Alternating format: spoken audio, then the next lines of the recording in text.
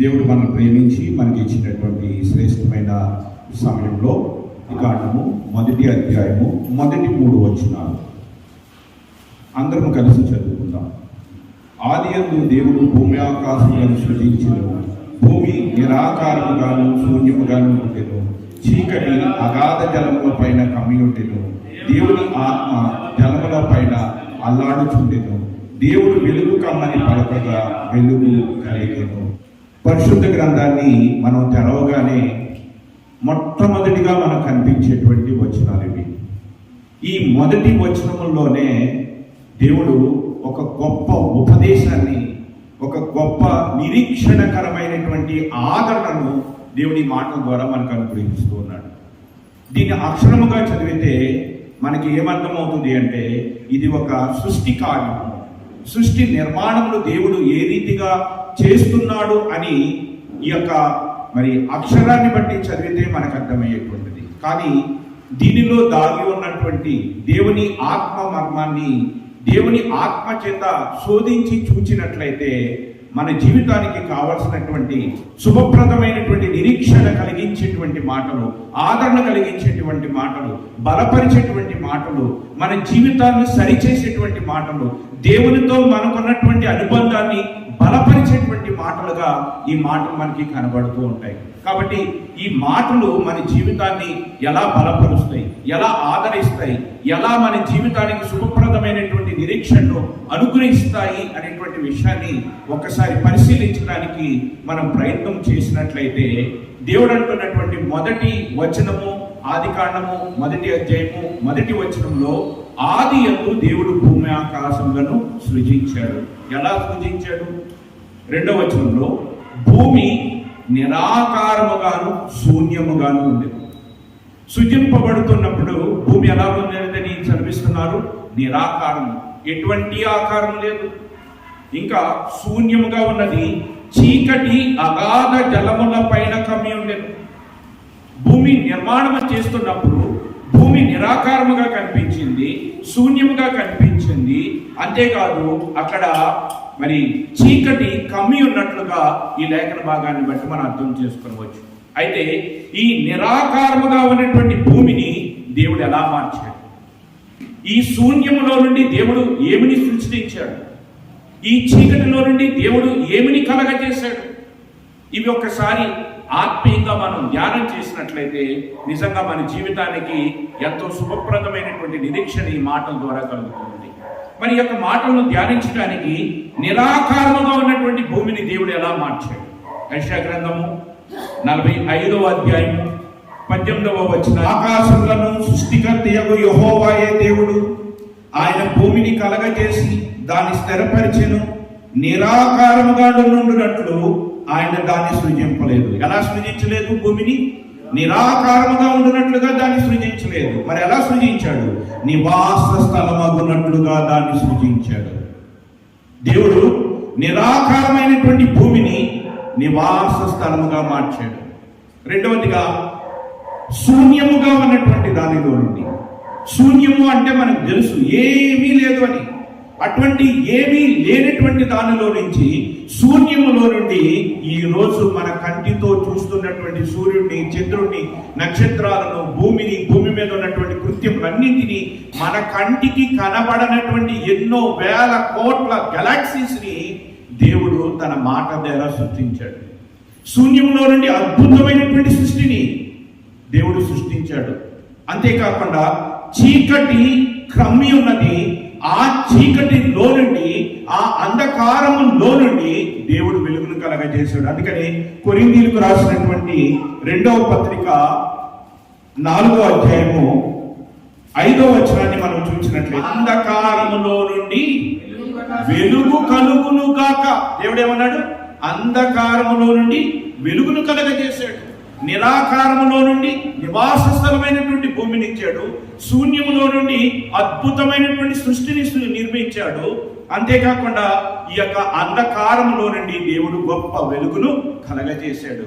ఈ మాటలను మనం వినినప్పుడు మన జీవితాలకు ఏమనిపించాలి అంటే, ఒకవేళ మన జీవితము ఆ భూమి వలె నిరాకారమైనటువంటిది జీవితముగా, నిస్పృహలతో ఉన్నటువంటి జీవితముగా, ఆశ లేనటువంటి జీవితముగా ఉంటే అటువంటి నిరాకారమైనటువంటి భూమిని నివాసయోగ్యముగా మార్చినటువంటి దేవుడు మన జీవితాల్లో కూడా మన నిరాకారమైనటువంటి జీవితాన్ని మార్చి నివాస స్థలమైనటువంటి జీవితముగా ఆయన మార్చగలిగినటువంటి వాడు.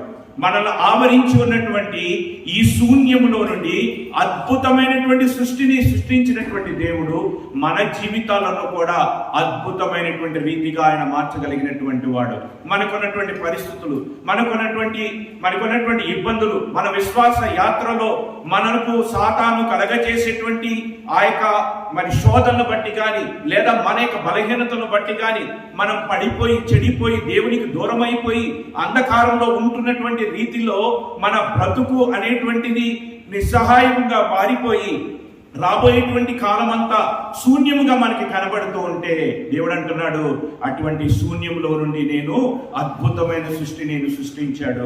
అటువంటి శూన్యంలో నుండి నీ జీవితాన్ని కూడా నేను మార్చగలను అని దేవుడు ఈ యొక్క లేఖనముల ద్వారా శుభప్రదమైనటువంటి ఒక నిరీక్షణను దేవుడు మనకు దయచేస్తూ ఉన్నాడు. అంధకారంలో నుండి దేవుడు ఏమిచ్చాడు? వెలుగునిచ్చాడు.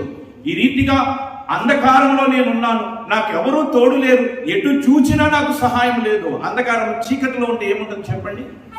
గాఢాంధకారంలో ఉంటే చుట్టూ ఏమున్నా మనకి కనపడవు. మనకు కన్నులున్నా వేటిని మనం చూడలేం. మన పక్కన సహాయం చేసేవారు ఉన్నా చూడలేం, మన పక్కన అపాయం చేసేటువంటి వాళ్ళు ఉన్నా చూడలేం, మనం వెళుతున్న మార్గంలో ఏమున్నా కానీ మనం చూడలేం. అటువంటి అంధకారంలో ఎవరు నాకు లేరు, ఎవరు నాకు సహాయం చేసేటువంటి వారు లేరు అని కృంగిపోతున్నటువంటి స్థితిలో, ఆదరణ లేనటువంటి స్థితిలో, దేవునికి దూరం అయిపోయినటువంటి స్థితిలో ఒకవేళ ఉన్నా దేవుడు అంటున్నాడు, అంధకారంలో నుండి నేను వెలిగించాను, నీ జీవితంలో కూడా నేను వెలుగు ఇవ్వటానికి నేను సిద్ధంగా ఉన్నాను. ఈ యొక్క మొదటి 2 వచనాలు లేదా ఈ 3 వచనాలు సృష్టిలో దేవుడు చేసిన అద్భుతాలే కాదు, ఆ సృష్టిలో సృష్టింపబడినటువంటి మానవులైనటువంటి మన జీవితాల్లో కూడా అద్భుతాలు చేయటానికి దేవుడు ఇష్టపడుతూ ఉన్నాడు. అసలు ఈ సృష్టిని దేవుడు ఎందుకు సృష్టించాడు? ఈ భూమిని దేవుడు ఎందుకు సృష్టించాడు? ఆకాశాన్ని దేవుడు ఎందుకు సృష్టించాడు? ఈ నక్షత్రాలు వీటన్నిటిని దేవుడు ఎందుకు సృష్టించాడు? దేవుడి మధ్యలో వచ్చిన ఒక ఆలోచన, నా పోలికలో నా స్వరూపంలో నేను నరులను చేయాలి. నరులు చేయాలన్నటువంటి ఆలోచనతోనే ఆయన భూమిని సృష్టించాడు. నరులు నివాస యోగ్యముగా భూమిని సృష్టించాడు, ఆకాశంను సృష్టించాడు. మానవులకు అవసరమైనటువంటి సమస్తాన్ని కూడా దేవుడే నిర్మాణం చేసి చక్కటి ఏదైనా వనమును దేవుడు నిర్మించి ఆ తర్వాత ఆదాములను సృష్టించి దాంట్లోనికి దేవుడు తీసుకుని వెళ్ళాడు. అంటే మనిషి జీవితానికి ఏది అవసరమో దాన్నంతటినీ ముందుగానే దేవుడు సిద్ధపరిచాడు. ఈరోజు దేవుడి యొక్క మాటల ద్వారా మనల్ని మరలా పిలుచుచున్నాడు. మరలా మనల్ని బలపరచాలని, మరలా మనల్ని స్థిరపరచాలని, శూన్యంగా ఉన్న మన బ్రతుకుని అందమైనటువంటిదిగా మార్చాలని ఆయన ఇష్టపడుతూ ఈ యొక్క మాటల ద్వారా దేవుడు మనల్ని ఆదరిస్తూ ఉన్నాడు, మనల్ని పిలుస్తూ ఉన్నాడు, మనల్ని ఆయన హత్తుకోవాలని, మనతో అన్యోన్యమైన సహవాసాన్ని కలిగి ఉండాలని ఆయన ఇష్టపడుతూ ఉన్నాడు. మరి ఈ మాటలు ఎలా నమ్మగలం? ఇక్కడ ఆ రీతిగా రాయబడలేదు కదా. మరి ఈ మాటలు ఎలా నమ్మగలము అంటే, నమ్మటానికి అనేకమైన రుజువులను, ఆధారాలను, అనేక మంది భక్తుల జీవితాలను దేవుడు మనకి చూపిస్తూ వచ్చాడు. ఉదాహరణకి యెహెజ్కేలు గ్రంథం 37వ అధ్యాయంలో మనం చూసినట్లయితే, యెహెజ్కేలు గ్రంథము 37వ అధ్యాయము 1 నుంచి 10 వచనాలను కూడా మనం ఒకసారి ఆ వచనాలన్నింటినీ లైన్ బై లైన్ చదువుకుంటే అద్భుతమైనటువంటి దేవుని యొక్క ఉద్దేశాలు ఇక్కడ మనకు తెలియచేయబడుతూ ఉంటాయి. ఈ దర్శనం ఇది యెహెజ్కేలుకు కలిగినటువంటి దర్శనం. ఈ దర్శనంలో యెహెజ్కేలు ఏం చూస్తున్నాడు అంటే, లోయలో పడి ఉన్న ఎముకలను చూస్తూ ఉన్నాడు. ఎముకలు ఎప్పుడు వస్తాయండి? మనిషి చనిపోయి మనిషి యొక్క దేహంలో ఉన్నటువంటి ఈ శరీరము, మాంసము, రక్తము అన్నీ క్షీణించిపోయి ఇవన్నీ కూడా ఆ యొక్క భూమిలో, నేచర్లో కలిసిపోయిన తర్వాత మిగిలిపోయేటువంటి ఎముకలు. అంటే ఇక్కడ కనబడుతున్నటువంటి ఎముకలు ఎవరివి అంటే, చనిపోయారు, నశించిపోయారు, ఆశలేకయ్య బ్రతుకుతున్నారు. అటువంటి ఎముకల మధ్యలోనికి ఈ యొక్క యెహెజ్కేలుని తీసుకుని వెళ్ళి ఆ యెహెజ్కేలుకి ఆ ఎముకలను చూపించి ఆ ఎముకలతో ప్రవచించమంటున్నాడు, ఎముకలతో మాట్లాడమంటున్నాడు, ఎముకలకు నిరీక్షణకరమైనటువంటి మాటలను తెలియచేయమని దేవుడు ఇక్కడ తెలియజేస్తున్నాడు. 37వ అధ్యాయము, యెహెజ్కేలు గ్రంథం 37వ అధ్యాయము 5వ వచనం నుంచి మనం చూసినట్లయితే, ఈ ఎముకలకు ప్రభువైన యెహోవా సెలవిచ్చినదేమనగా, మీరు బ్రతుకున్నట్లు నేను మీలోనికి జీవాత్మను రప్పించుచున్నాను. మీరు బ్రతుకున్నట్లు, ఎముకలతో మాట్లాడుతున్నారండి. చనిపోయినటువంటి మనుషుల యొక్క ఎముకలతో ఆయన మాట్లాడుతూ ఉన్నాడు. మీరు బ్రతుకున్నట్లు నేను మీలోనికి జీవాత్మను రప్పించుచున్నాను. చర్మము కప్పి మీకు నరములనిచ్చి మీ మీద మాంసమును పొదిగి చర్మము మీ మీద కప్పెదను. మీలో జీవాత్మనుంచగా మీరు బ్రతుకుదురు. అప్పుడు నేను యెహోవానై ఉన్నానని మీరు తెలుసుకుందురు. ఎముకలు బ్రతకటం అనేటువంటిది ఎక్కడైనా జరిగిందంటారా? ఎముకలను బ్రతికించినటువంటి చరిత్ర ఎక్కడన్నా మనం చూసామంటారా? కానీ ఈ ఎముకలకు ఏమిస్తారట? మాంసం ఇస్తాను, రక్తం ఇస్తాను, చర్మం ఇస్తాను. అంతేకాదు ఆ దేహాన్ని, కుళ్ళిపోయిన దేహాన్ని, పాడైపోయిన దేహాన్ని, మట్టిలో కలిసిపోయిన దేహాన్ని కాదు, మరొక దేహాన్ని నేను ఇస్తాను. ఆ దేహాన్ని ఇవ్వటమే కాదు, దానిలోనికి జీవాత్మని ఇస్తాను. అందులోకి జీవాత్మని ఇవ్వటమే కాదు, నిన్ను బ్రతికిస్తాను. బ్రతికించటమే కాదు, నిన్ను నాకు మహాసైన్యముగా వాడుకుంటాను అని దేవుడు యెహెజ్కేలు ప్రవక్త ద్వారా ఆనాటి ఇశ్రాయేలీయులకు దేవుడు తెలియజేస్తున్నాడు. ఆనాటి ఇశ్రాయేలీయులకే కాదండి, ఈరోజు మనకి కూడా దేవుని వాక్యము నిన్న నేడు నిరంతరము ఏకరీతిగా ఉంటుంది. దేవుడు మార్పు చెందని వాడు, దేవుని ఆలోచనలు మార్పు చెందవు. ఆనాడు వారికి చేసినటువంటి కార్యాలు ఈ రోజు మనకి కూడా చేయడానికి ఆయన ఇష్టపడుతున్నాడు. అందుకనే కిందకి వెళ్ళి 10వ వచనంలో మనం చూసినట్లయితే, ఆయన నాకు ఆజ్ఞాపించినట్లు నేను ప్రవచింపగా జీవాత్మ వారిలోనికి వచ్చును. వారు సజీవులై లేచి లెక్కింప సఖ్యము గాని మహాసైన్యమయ్యారు. లెక్కింప సఖ్యము గాని మహాసైన్యముగా ఆయన ఎవరిని మార్చాడు అంటే, ఎండిపోయినటువంటి ఎముకలను శూన్యంలో నుండి సృష్టిని చేశాడు. నిరాకారమైనటువంటి ఆ భూమిని నివాసయోగ్యంగా మార్చాడు. అంధకారంలో నుండి వెలుగునిచ్చాడు. ఎండిపోయినటువంటి ఎముకలను మహాసైన్యముగా ఆయన మార్చాడు. ఈ రీతిగా ఆయన అద్భుతములు చేసేటువంటి వాడుగానున్నాడు. ఆయనకు అసాధ్యమైనది ఏదీ లేదు. కేవలము ఈ మాటలను మాత్రమే కాదు, ఇంకా భక్తుల జీవితాలను కూడా దేవుడు మనకి చూపిస్తూ వారి జీవితాల్లో చేసిన కార్యాలను చూడండి, వారికి చేసినట్లే నేను మీకు చేసేదను అని చెప్పి దేవుడు ఈ యొక్క లేఖనాల ద్వారా మనతో మాట్లాడుతున్నాడు. ఇందాక ఆరాధన వర్తమానంలో మనం అబ్రహాము, మూల పురుషుడైన అబ్రహాము గురించి మాట్లాడుతున్నాం. అబ్రహాము 100 ఏళ్ల ప్రాయంలో తన శరీరము మృతతుల్యమైనప్పుడు, శారా 90 ఏళ్ల ప్రాయంలో తన శరీరము మృతతుల్యమైపోయి స్త్రీధర్మం విడిచిపోయినటువంటి ఆ కాలంలో వారికి కూడా, అబ్రహాముకి కూడా, ఆ యొక్క శారాకి కూడా వారి దేహాన్ని చూచినప్పుడు గర్భము ధరిస్తాననేటువంటి నమ్మకం లేదు. కారణం ఏమిటంటే 90 ఏళ్ల ప్రాయంలో ఋతుధర్మం ఆగిపోయిన తర్వాత బిడ్డను కంటం అనేటువంటిది ఇట్ ఈస్ ఇంపాసిబుల్. అటువంటి పాసిబుల్ అవటానికి ఏమాత్రం అవకాశం లేనటువంటిది. అటువంటి పరిస్థితుల్లో దేవుడు వారి జీవితాల్లో చేసిన కార్యాన్ని మనకు ఒక మాదిరిగా చూపిస్తూ ఉన్నాడు. వారికి ఇది ఇంపాసిబుల్ అనిపించింది, దేవుడు ఇట్ ఈస్ పాసిబుల్. మనుషులకి ఇది అసాధ్యం, కానీ దేవుడికి సాధ్యం. యెహోవానైన నాకు అసాధ్యమైనది ఏదైనా కలదా? మృతతుల్యుడైనటువంటి అబ్రహాము నుంచి ఆకాశ నక్షత్రములనంత విస్తారముగా సంతానాన్ని కలగచేయగలిగినటువంటి ఇస్సాకును అనుగ్రహించిన దేవుడు మన జీవితాల్లో అద్భుతాలు చేయలేడా? ఒకవేళ ఇది అబ్రహాముకే సంబంధించిందండి, ఇది నాకు కాదు అని అనుకుంటూ ఉంటే వారికి కూడా దేవుడు చక్కగా తెలియజేస్తున్నాడు. ఒకసారి రోమీయులకు రాసినటువంటి పత్రిక 4వ అధ్యాయము, రోమీయులకు రాసిన పత్రిక 4వ అధ్యాయము 23-24 వచనాలను ఒకసారి జ్ఞాపకం చేసుకుందాం.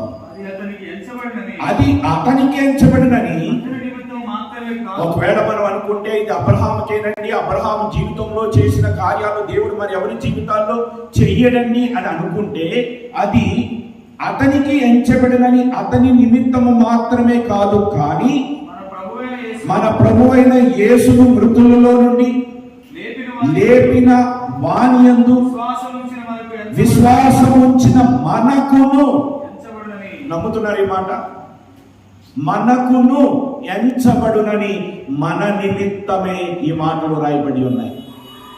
అంధకారంలో ఉన్నటువంటి జీవితానికి వెలిగివ్వగలిగినటువంటి వాడు అబ్రహాం యొక్క జీవితంలో 100 సంవత్సరముల వరకు ఎంతో ఇబ్బందితో బ్రతికాడు. దేవుడు వచ్చి మాట్లాడుతున్నాడు, వాగ్దానం చేస్తున్నాడు. వాగ్దానం చేస్తుంటే మనసులో ఆయనకు బాధ, ఎన్నుంటే నాకెందుకయ్యా, ఎంత ఆస్తి ఉంటే నాకెందుకు, ఎంత ఐశ్వర్యం ఉంటే నాకెందుకు, నాకు ఒక కుమారుడు కావాలి. 25 ఏళ్ల పాటు వెయిట్ చేశాడు. 25 ఏళ్ల తర్వాత అబ్రహాం అనుకున్నాడు, ఇక నా వల్ల కాదు, నా శరీరం అయిపోయింది, నా భార్య శరీరం అయిపోయింది, నా భార్య 90 ఏళ్ల ప్రాయం, నాకు 100 ఏళ్ల ప్రాయం, ఇంకా జరగదు, ఇంపాసిబుల్, నేను మృతతుల్యం అయిపోయాను, నా భార్య మృతతుల్యం అయిపోయింది అనుకున్నటువంటి పరిస్థితుల్లో దేవుడు వారి జీవితాల్లో అద్భుతం చేశాడు. అద్భుతం చేసి మరి ఇస్సాకును వారికి దేవుడు వాగ్దాన పుత్రుడుగా అనుగ్రహించడాన్ని మనం ఇక్కడ చూస్తూ ఉన్నాం. అదే రీతిగా ఇంకా ఎంతో మంది భక్తుల యొక్క జీవితాలను దేవుడు మనకి పరిచయం చేస్తూ ఉన్నాడు. ఒకసారి రూతు గ్రంథంలోనికి వెళదాం. రూతు గ్రంథం 1వ అధ్యాయము. రూతు గ్రంథము 1వ అధ్యాయము 1వ వచనం నుంచి కొన్ని వచనాలను మనం ధ్యానించినట్లయితే, 1వ వచనం నుంచి, న్యాయాధిపతులు ఏలిన దినముల యందు దేశంలో కరువు కలగగా యోధా బెత్లెహేములో నుండి ఒక మనుషుడు తన భార్యను తన 2 కుమారులను వెంటబెట్టుకొని మోయాబు దేశమున కాపురం ఉండటకు వెళ్ళాను. ఈ మోయాబీలు ఎవరు అంటే లోతు యొక్క సంతానం. ఈ మోయాబీలతో కానీ ఆ మోయాబీలను ఇశ్రాయేలుతో కలవకూడదు, ఇశ్రాయేలీలు మోయాబీల్లోనికి వెళ్ళకూడదు. అయితే ఇక్కడ ఉన్నటువంటి ఈ యొక్క నయోమి అతని భర్త అయినటువంటి ఎలీమెలెకు వీరు ఆ యొక్క యోధా దేశంలో వచ్చినటువంటి కరువును బట్టి వీళ్ళు వెళ్ళకూడనటువంటి ప్రాంతానికి వెళ్ళారు. దేవుడు వెళ్ళొద్దన్నటువంటి స్థలానికి వెళ్ళారు. వెళ్ళినందుకు గాను మొట్టమొదటిగా భర్త చనిపోయాడు. అయినప్పటికీ అక్కడి నుంచి కదలేదు. 10 సంవత్సరముల పాటు అక్కడే వాళ్ళు కాపురం ఉన్నారు. ఈ 10 సంవత్సరములు గడిచిన తర్వాత పుట్టినటువంటి 2 కుమారులు కూడా చనిపోయారు. 3 స్త్రీలు, ఆ 3 కూడా విధవరాండ్లుగా మారిపోయారు. అలా విధవరాండ్లుగా మారిపోయిన తర్వాత వారి దేశాన్ని దేవుడు దర్శించాడు అనేటువంటి విషయం వారికి తెలిసిన తర్వాత ఆ యొక్క నయోమి తిరిగి యోధా దేశానికి ప్రయాణమైనప్పుడు పెద్ద కోడలు ఓర్ప నయోమిని విడిచి వెళ్ళిపోయింది. చిన్న కోడలు రూతు నయోమిని హత్తుకొని ఆమెతో కూడా, నీ దేవుడే నా దేవుడు, మరణము తప్ప నిన్ను వేరు చేసేది ఏది కూడా లేదని అత్తను అమ్మగా హత్తుకుని అమ్మగా మార్చుకుని ఆ యొక్క యోధా దేశంలోనికి వచ్చింది. యోధా దేశంలోనికి వచ్చిన తర్వాత బ్రతకటానికి ఏదో ఒకటి చెయ్యాలి కనుక తన అత్తలాంటి తన అమ్మను బ్రతికించటానికి, లేదా తన అమ్మలాగా తను చూచుకుంటున్నటువంటి తన అత్తను తనను బ్రతికించుకోవడానికి ఆమె ఒక పొలములో పరిగెలు వేరుకుంటానికి వెళ్ళింది. ఆ పరిగెలు వేరుకుంటున్నటువంటి ఆ పొలములో ఎవరిది అని వ్రాయబడి ఉన్నది అంటే రూతు గ్రంథం 2వ అధ్యాయము, రూతు గ్రంథం 2వ అధ్యాయం 3వ వచనాన్ని మనం చూసినట్లయితే, కాబట్టి ఆమె వెళ్ళి పొలంలోనికి వచ్చి చేను కోయి వారి వెనక పొలంలో ఏరుకొని ఆ పొలంలో ఆమె పోయిన భాగము ఎలీమెలెకు వంశపు వాడైన బోయేజు, అంటే తన మామగారికి సంబంధించిన వంశంలో ఉంది. ఇది బోయేజుది. ఆ బోయేజు యొక్క పొలములో ఈమె పరిగెలు ఏరుకుంటూ ఉన్నది. ఎవరు పరిగెలు ఏరుకుంటారు అంటే ఏమీ లేని వారు, పేదలు, అటువంటి తినటానికి కూడా తిండి లేనటువంటి స్థితిలో ఉన్నటువంటి ఆ ఇశ్రాయేలీయుల కొరకు దేవుడు ధర్మశాస్త్రంలో కొన్ని నియమాలు వారికి ఇచ్చాడు. ఆ రీతిగా ఆ లేనటువంటి వారు ఆ పొలంలోకి వెళ్ళి పరిగెలు ఏరుకుంటున్నప్పుడు వాడిని ఏరుకోనివ్వాలని దేవుడు వారికి ఒక ఆజ్ఞను ఇచ్చాడు. ఆ ఆజ్ఞను బట్టి ఈ యొక్క బలహీనురాలుగా, విధవరాలుగా, విడవబడినటువంటి స్త్రీగా ఉన్నటువంటి ఈమె ఆ బోయజు యొక్క పొలములో పరిగెలను ఏరుకుంటుంది. ఆ బోయజు యొక్క పొలములో పరిగెలు వేరుకుంటున్నటువంటి ఈ విధవరాలు చివరికి ఏమైందో తెలుసండి? ఏమైందో తెలుసా? ఆ బోయజును పెళ్లి చేసుకుని ఆ పొలమునకు ఆమె యజమానురాలయ్యింది. అద్భుతములు చేసే దేవుడు. నా వలన ఏమీ కాదన్న అబ్రహాము యొక్క జీవితంలో అతను కొన్న నిందను, అవమానమును కొట్టివేసి అతనికి ఒక వారసుని ఇచ్చినటువంటి దేవుడు ఈమె విధవరాలుగా ఉన్నటువంటి ఈమెని ఏం చేశాడంటే ఇప్పుడు యజమానురాలుగా మార్చినటువంటి దేవుడు, శూన్యంలో సృష్టించిన దేవుడు, అంధకారంలో నుండి వెలుగునిచ్చినటువంటి దేవుడు, నిరాకారముగా ఉన్నటువంటి భూమిని నివాసయోగ్యముగా మార్చినటువంటి దేవుడు, ఆ యొక్క ఎండిపోయినటువంటి ఎముకలను మహాసైన్యముగా మార్చినటువంటి దేవుడు ఈ విధవరాలను యజమానురాలుగా మార్చాడు. అంతేకాదు ఈమె వంశములో నుండి ప్రభువైన యేసుక్రీస్తు లోకానికి పరిచయం చేయబడ్డాడు. ఎంత అద్భుతాన్ని దేవుడు ఇక్కడ చేస్తూ ఉన్నాడు. ఆ యొక్క ఆదికాండంలో రాయబడినటువంటి మొదటి 3 మాటలు లేదా మొదటి 3 వచనాలు అవి అక్షరాలు కాదు, అది సృష్టికి సంబంధించిన కార్యాలు మాత్రమే కాదు, సృష్టిలో అన్నిటికంటే ఉన్నతమైన స్థితిలో నిర్మింపబడిన, ఏర్పాటు చేయబడిన, దేవుని పోలిక, దేవుని స్వరూపము కలిగిన మానవులైనటువంటి మనకు దేవుడు ఇస్తున్నటువంటి గొప్ప నిరీక్షణకరమైనటువంటి మాటలు, గొప్ప ఆదరణకరమైనటువంటి మాటలు, బలపరిచేటువంటి మాటలు, లేవనెత్తేటువంటి మాటలు, దేవుని దగ్గరకు చేర్చేటువంటి మాటలు, దేవుని యొక్క గుణ లక్షణాలను మనకు తెలియచేసేటువంటి మాటలు. దేవుడు నిరాకారంలో నుండి నివాస స్థలాన్ని మార్చాడు, నిరాకారమైన నీ జీవితాన్ని కూడా మారుస్తానంటున్నాడు. శూన్యముగా ఉన్న నీ జీవితాన్ని కూడా అందమైనదిగా నేను చేస్తానంటున్నాడు. అందుకు ఎన్నో ఉదాహరణలను, ఎంతో మంది వ్యక్తులను, ఎన్నో సందర్భాలను దేవుడు మనకి చూపిస్తూ వచ్చాడు. అదే రీతిగా మరొక స్త్రీ ఉన్నది. ఆమె పేరుని ఒక గ్రంథం రాయబడి ఉన్నది. పరిశుద్ధ గ్రంథంలో ఉన్నటువంటి స్త్రీల పేర్లతో రాయబడిన గ్రంథాలు 2. అందులో ఒకటి రూత్ అయితే ఇంకొకటి ఎస్తేరు. ఎస్తేరు గురించి చెప్పబడినటువంటి మాట ఏమిటంటే ఆమె తల్లిదండ్రులు చనిపోయిన అనాథ.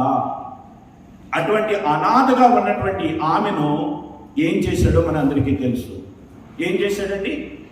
ఆ యొక్క అహష్వేరోషు యొక్క రాజు అయినటువంటి అహష్వేరోషుకి ఈమెను భారీగా చేశాడు. ఎవరు రాజు అయినటువంటి అహష్వేరోషు? మామూలు రాజు అనుకుంటున్నారా?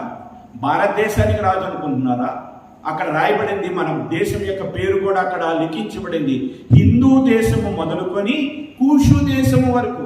హిందూ దేశం అంటే మన ఇండియా అనుకుంటే, ఇండియా నుంచి కూషు దేశం అంటే ఆఫ్రికా, అంటే ఏషియన్ కాంటినెంట్స్, ఆఫ్రికన్ కాంటినెంట్స్. దాదాపు అక్కడ రాయబడినటువంటి మాట 127 సంస్థానాలు, అంటే 127 దేశాలు అనుకుంటే, ఆ దేశాలన్నిటి మీద అహష్వేరోషు రాజు అయితే ఈమె ఆయన పక్కన కూర్చునేటువంటి మహారాణిగా ఎంచబడింది. అటువంటి స్థితిలోనికి దేవుడు ఆమెను తీసుకుని వెళ్ళాడు. ఆమె అనాథగా ఉన్నటువంటి ఆమె యొక్క జీవితంలో మహారాణిగా ఆయన మార్చగలిగినటువంటి వాడు.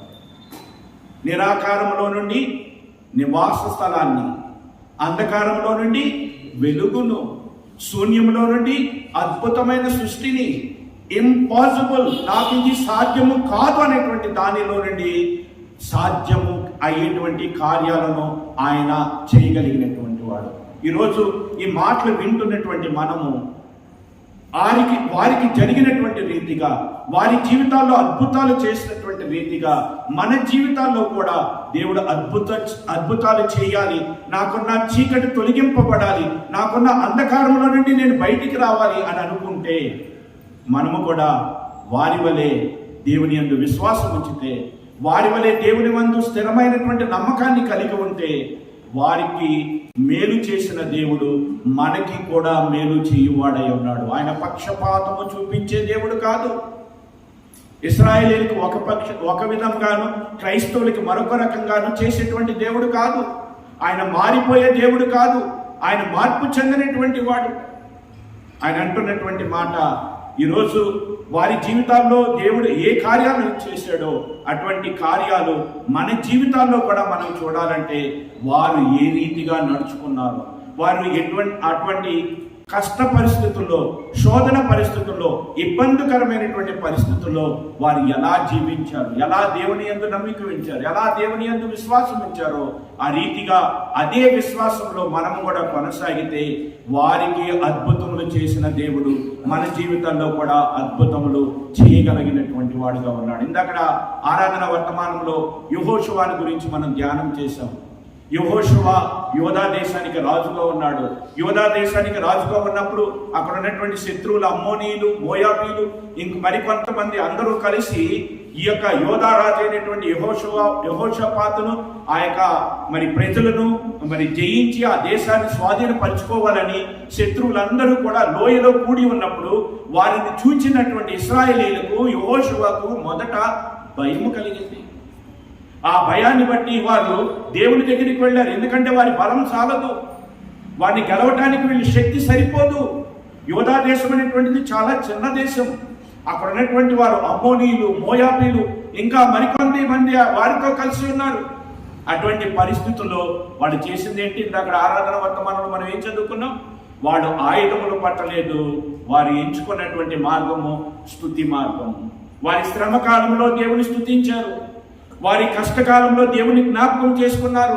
నీవే దేవుడవు, నీవే శక్తిమంతుడవు, నీవిచ్చిన వాగ్దానమును జ్ఞాపకం చేసుకొనమని ధర్మశాస్త్రంలో మోషే ద్వారా దేవుడు వారికి ఏమి సెలవిచ్చాడో వాటన్నిటినీ ఆధారం చేసుకుని గొప్ప నాయకుడైనటువంటి యెహోషాపాతు అక్కడ దేవునికి ప్రార్థన చేశాడు.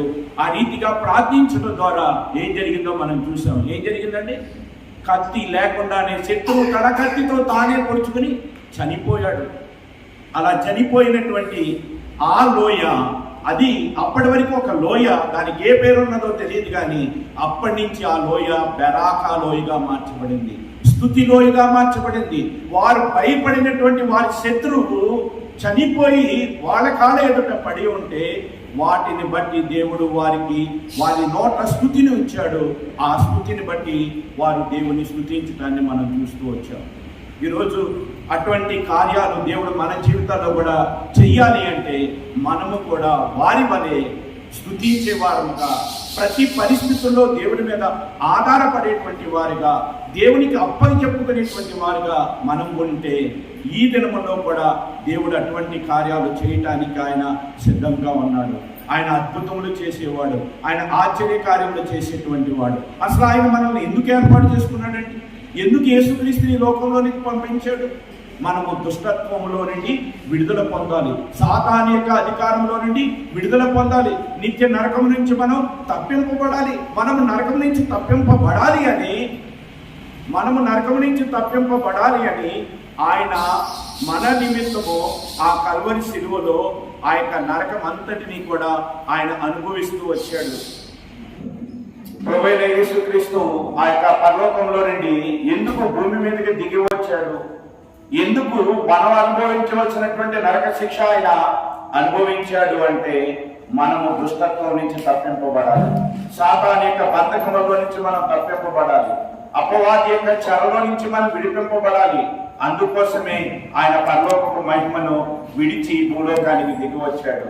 ఒక ధనవంతుడు నరకంలో పడి యాతన పడుతూ అంటూ ఉన్నాడు, తండ్రివైన అబ్రహామా, నా యందు కనికరపడి ఒక నీటి బొట్టును నా కొరకు పంపించమంటున్నాడు. కానీ ప్రభువైన యేసుక్రీస్తు అదే రీతిగా దాహము అంటూ ఉన్నాడు. ఎక్కడ దాహం అంటున్నాడండి? సిలువలో.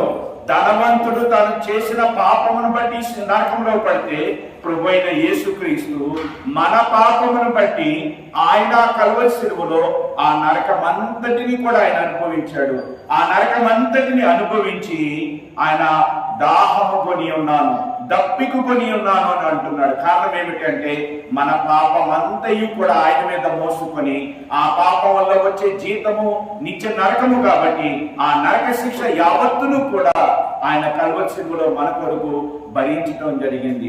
తన ప్రియకుమారుడైనటువంటి యేసుక్రీస్తుని అనుగ్రహించడానికి ఏమాత్రం వెనుతీయకుండా ఆయన కుమారుడినే మనకి ఇచ్చినటువంటి దేవుడు సర్వాన్ని ఎందుకు ఇవ్వడు అని అపోస్తలుడైన పౌలు రోమీయులకు రాసిన పత్రిక 8వ అధ్యాయంలో ప్రశ్నిస్తూ ఉన్నాడు. కాబట్టి ఈ యొక్క ఆదికాండము 1వ అధ్యాయము 3 వచనంలో ఆది యందు దేవుడు భూమాకాశములను సృజించెను, భూమి నిరాకారముగాను శూన్యముగాను ఉండెను, దేవుని ఆత్మ జలముల పైన అల్లాడుచుండెను, చీకటి క్రమ్మి ఉండెను అనేటువంటి మాటలు అవి కేవలం సృష్టి యొక్క క్రమం కాదు, నిరాకారమైన సృష్టి నిర్మాణమే కాదు, మన జీవితాలను కూడా దేవుడు ఆ రీతిగా నిర్మించాలనేటువంటి ఉద్దేశంతో, ఆ రీతిగా అందమైనటువంటిగా మన జీవితాలను మార్చాలనేటువంటి ఉద్దేశంతోనే దేవుడు ఆ యొక్క మాటను మనకి గుర్తు చేస్తూ వచ్చాడు. అయితే ఈ సందర్భంలో మనం చూడవలసింది ఏమిటి అంటే, మనం చూడవలసింది మనకున్నటువంటి పరిస్థితులను కాదు, పరిస్థితులను మార్చగలిగినటువంటి దేవుణ్ణి. ఇశ్రాయేలు అరణ్యంలో నుండి బయలుదేరి వస్తున్నప్పుడు వారు ఆ యొక్క ఎర్ర సముద్రపు మార్గంలో వెళ్లాల్సి వచ్చింది. ఎర్ర సముద్రం మార్గంలో వెళ్ళినప్పుడు ఆ ఎర్ర సముద్రమును దాటడం అనేటువంటిది వారి వలన కాదు. ఎర్ర సముద్రం ముందుంది, వెనకాలేమో ఫరో సైన్యం ఉంది. ముందు నుయ్య, వెనకాల గొయ్య. ఆ నుయ్యను పూడ్చివేసి మార్గము తెరిచాడు. వెనకాల ఉన్న గొయ్యలో ఆ యొక్క ఫరో సైన్యం అంతటిని దేవుడు ముంచివేశాడు. ఆ యొక్క ఎర్ర సముద్రంలో చేర్చటం అనేటువంటిది మనుష్యునికి అసాధ్యము, కానీ దేవునికి సమస్తము సాధ్యమే. దేవునికి అసాధ్యమైనది ఏమీ లేదు. ఆ కానాను దేశాన్ని వేగు చూడటానికి దేవుడు 12 మందిని పంపించాడు. మోషే 12 మందిని పంపిస్తే 10 మంది ఆ కనాను దేశంను చూచి వచ్చి ఆ కనాను దేశంలో ఉన్నటువంటి మనుషులను గురించి చెడ్డ సమాచారం చెప్పి వారు బలహీనులు అవటమే కాకుండా ఇశ్రాయేలు సర్వ సమాజమును వాళ్ళు ఏం చేశారు? బలహీనపరిచారు. వారితో పాటు వెళ్ళినటువంటి ఇద్దరు ఆ దేశాన్ని వారు చూశారు. వారు చూచి వారు ఏం తెలియజేస్తున్నారు? నిజమే, అక్కడ ఉన్నటువంటి జనులు బలవంతులే, మనకంటే బలవంతులే, వారిని జయించడానికి మన శక్తి సరిపోదు, అయితే మన పక్షంగా ఉన్నవాడు వారి కంటే గొప్పవాడు, మనలోనున్నవాడు లోకములో ఉన్నవాడి కంటే గొప్పవాడు. ఈ ఇరువురు కూడా దేవుని శక్తిని చూశారు. ఈ 10 మంది కూడా ఆ యొక్క శత్రువుని చూశారు. శత్రువుని చూచిన 10 మంది ఓడిపోయారు. దేవుడిని చూచిన ఇద్దరు సాతాను మీద విజయాన్ని సంపాదించగలిగారు. అదే రీతిగా దావీదు గొలియాతును చూసినట్లయితే సౌలు, రాజైనటువంటి సౌలు, ఆజానుబాహుడుగా ఉన్నటువంటి సౌలు, ఆయుధములన్నీ కలిగినటువంటి సౌలు, యుద్ధం చేయటం తెలిసినటువంటి సౌలు శత్రువుని చూచి భయపడిపోతూ ఉన్నాడు. కానీ ఏ యుద్ధ విద్యలు తెలియనటువంటి బాలుడైనటువంటి దావీదు అదే గొలియాతును చూచి ఏమంటున్నాడు? కుక్క అంటున్నాడు. అంతటి బలవంతుడు, అంతటి శక్తివంతుడైనటువంటి గొలియాతు దావీదుకి కుక్కలా కనపడితే అదే గొలియాతు సౌలుకి భయంకరమైనటువంటి శత్రువుగా కనబడుతున్నాడు. కారణం ఏమిటంటే సౌలు ఆ యొక్క గొలియాతును చూస్తున్నాడు, దావీదు గొలియాతు కంటే బలవంతుడైన దేవుణ్ణి చూస్తూ ఉన్నాడు. మనం ఈరోజు మన యొక్క సమస్యల్లో, మన యొక్క ఇబ్బందుల్లో, మన యొక్క శోధంలో మనకున్నటువంటి పరిస్థితులను చూసే మనం ఓడిపోతాం. పరిస్థితులను మార్చగలిగినటువంటి దేవుడు, దేవుని శక్తిని మనం ఆధారం చేసుకుంటే ప్రతి విషయంలో కూడా మనము జయాన్ని పొందుతాం. అందుకని అపోస్తలుడైన పౌలు అంటాడు, ప్రభువైన యేసుక్రీస్తు ద్వారా జయము మాకు అనుగ్రహిస్తున్న దేవునికి స్తోత్రము కలుగును గాక. కాబట్టి ఆదికాండము 1వ అధ్యాయం 3 వచనాలు అద్భుతమైన దేవుని యొక్క సంకల్పాన్ని మనకు తెలియజేస్తూ ఉన్నాయి. దేవుడు సృష్టిని నిర్మించేవాడు మాత్రమే కాదు, పడిపోయిన మన జీవితాలను ఆయన కట్టువాడు. గాలి వానల చేత ప్రయాసపడి గాలి వానల చేత కొట్టబడిన దానా అని యెషయా గ్రంథంలో మాట్లాడుతున్నాడు. రమ్మంటున్నాడు, ఆయన దగ్గరికి పిలుచుచున్నాడు.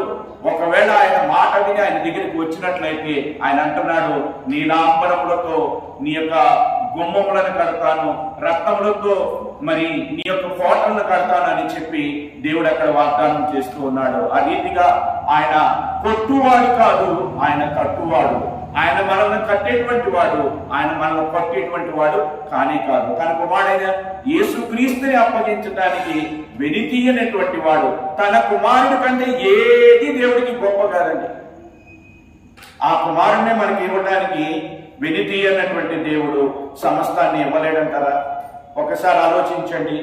ఆదికాండంలో 1వ అధ్యాయము 1 వచనాల ద్వారా దేవుడు మనకి ఇస్తున్నటువంటి ఈ శుభకరమైనటువంటి నిరీక్షణ మాటలను ఆధారం చేసుకుని దేవునికి ప్రార్థిద్దాం.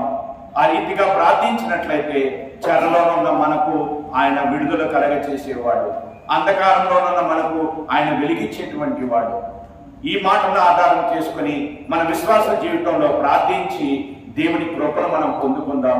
ఆ రీతిగా ప్రార్థించాడు అపోస్తలుడైన పౌలు. తనకు కలిగిన బలహీనతను బట్టి, దేవా ఈ బలహీనత నా ఇద్దరి నుండి తీసివేయమంటే ఆయన ఏం చేశాడు? బలహీనతను తీసివేయలేదు, కానీ బలహీనతను జయించే కృపనిచ్చాడు. ఆ కృపను చేత పట్టుకుని నీ కృప నాకు చాలును అంటున్నాడు. నా బలహీనతను అయితే నేను బహుగా దేవునిలో ఆనందించువాడనై ఉన్నాను అని ధైర్యముగా సాక్ష్యం ఇస్తూ ఉన్నాడు. ఒకసారి ఈరోజు మనం విన్నటువంటి మాటలను ఒకసారి జ్ఞాపకం చేసుకోరండి. నిరాకారముగా ఉన్నటువంటి భూమిని నివాస స్థలముగా మార్చినటువంటి దేవుడు, శూన్యములో నుండి అద్భుతమైన సృష్టిని నిర్మాణం చేసినటువంటి దేవుడు, అంధకారంలో నుండి వెలుగును కలగజేసినటువంటి దేవుడు, ఎండిపోయిన ఎముకలను మహాసైన్యముగా మార్చినటువంటి దేవుడు, ఈ మృతతుల్యుడైనటువంటి అబ్రహాం యొక్క గర్భములో నుండి ఆకాశ నక్షత్రములంత విస్తారమైనటువంటి జనాంగమును కలగజేసే ఇస్సాకును కలగజేసినటువంటి దేవుడు, ఒక విధవరాలుగా ఉన్నటువంటి రూతును ఆమె ఆ పొలములకు యజమానురాలుగా చేసినటువంటి దేవుడు, ఒక అనాథగా ఉన్నటువంటి ఎస్తేరును ఒక మహారాణిగా మార్చినటువంటి దేవుడు ఈరోజు మన జీవితంలో అద్భుతాలు చేయలేడా? మన జీవితం ఆయన దృష్టిలో ఎంతో విలువైనది కనుకనే తన కుమారుడైన యేసుక్రీస్తుని మన కొరకు ఈ లోకంలోనికి పంపించాడు. ఎన్ని ఉదాహరణలు ఇస్తున్నాడు, ఎంతమంది జీవితాలను మనకి చూపిస్తున్నాడు. ఒకసారి ఈ మాటలను జ్ఞాపకం చేసుకుని, ఒకవేళ దేవునికి దూరం అయిపోయి దేవుని దృష్టిలో నేను పడిపోయాను, నేను చెడిపోయాను, దేవుడు నన్ను చూస్తాడా, ఆదరిస్తాడా, నన్ను పట్టించుకుంటాడా అని ఏమాత్రం అనుకోవద్దు. యెషయా గ్రంథం 54వ అధ్యాయంలో అంటున్నాడు, నోవాహు కాలంలో నేను చూపినట్లుగా నా కోపమును చూపును, నా ఉగ్రతను నేను చూపును. నీవు నా దగ్గరికి వచ్చినట్లయితే నేను పర్వతములు తొలగిపోయినా, మెట్టలు తత్తరిల్లిపోయినా, నా విడిచిపోయినటువంటి కృపతో నేను నీతో నిబంధన చేస్తానని దేవుడు వాగ్దానం చేస్తున్నాడు. ఒట్టు పెట్టుకుని మరి దేవుడు మనకి తెలియజేస్తున్నాడు. కాబట్టి ఈ నిరీక్షణకరమైనటువంటి మాటలను ఆధారం చేసుకుని దేవుని తట్టు తిరుగుదాం, దేవుని దగ్గరికి వెళదాం, దేవుని హత్తుకుందాం, దేవుని మీద ఆధారపడదాం. మన సమస్యలను చూడద్దు, సమస్యల నుంచి విడిపించగల దేవుణ్ణి చూద్దాం. అలా దేవుని చూస్తే సమస్యల మీద మనం విజయాన్ని పొందుతాం. సాతాను దేవుని చూడకుండా మనము మన సమస్యలను చూచినట్లుగా మన నేత్రములను, మన మనోనేత్రములను అతడు మళ్లించి మనము బలహీనులో ఉన్నట్లుగా సాతాను చేసే తంత్రములను దేవుని వాక్యము ద్వారా జయించడానికి మనందరం ప్రయత్నం చేద్దాం. కాబట్టి ఆదికాండం 1 వచనాలు, 1వ అధ్యాయం 3 వచనాల్లో గొప్ప నిరీక్షణకరమైనటువంటి మరి మాటలను దేవుడు మన కొరికి వ్రాసి ఉంచాడు కనుక ఈ మాటలను ఆధారం చేసుకుని మన విశ్వాస జీవితంలో ప్రార్థిద్దాం. ప్రార్థించి ప్రార్థనకు తగినటువంటి ప్రతిఫలాన్ని పొంది హృదయపూర్వకంగా దేవుని సన్నిధిలో దేవుణ్ణి ఆరాధించుకుంటూ సంతోషముతో ముందుకు సాగిపోదాం. అట్టి భాగ్యాన్ని దేవుడు మనందరికీ దయచేయును గాక.